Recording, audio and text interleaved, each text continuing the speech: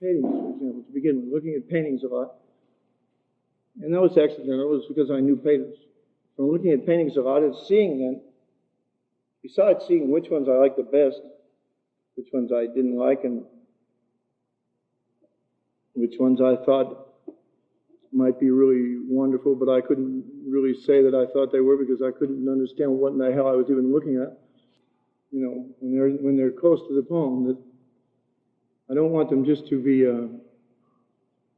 being moved by what I'm saying at any given point or what the voice in the poem is saying, but I would like there in some way for them to, for some part of them to be knowing that, there's something going on still back there where you already were, but there's something else going on there now because you're down here. And you can sense actually that something's coming up from over here. And all that's interesting. And I like my poems to be interesting.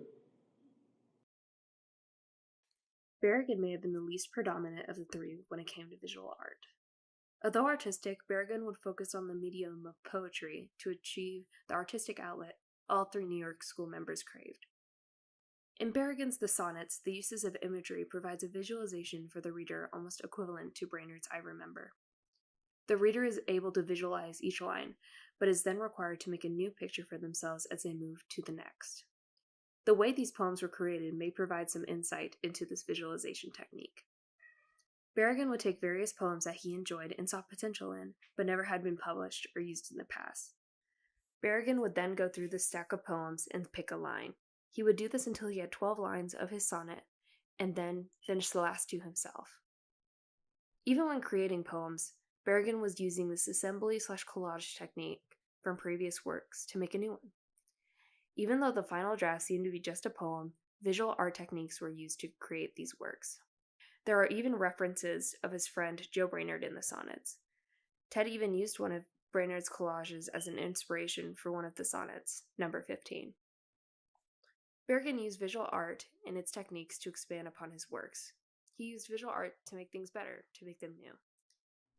It added a fresh and tasteful aspect that Berrigan could use to reinvent. Berrigan also went through a period in his life where he wrote for this widely circulated art magazine, Art News. Taking after his predecessors such as John Ashbery and Frank O'Hara, the first-generation New York poets, Berrigan wanted to continue to immerse himself in the art community ever growing around him. Berrigan's knowledge of visual art and his aesthetic vocabulary seen in these reviews is also a reflection of his writing, more specifically the sonnets. Even in Berrigan's numerous notebooks, each page had doodles and drawings of various items.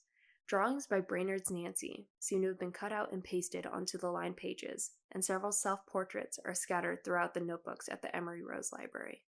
Photographs were also a big part of Berrigan's notebooks. There are countless pictures of his children, friends, and Alice Notley, his wife. Drawing on the photographs was not uncommon either.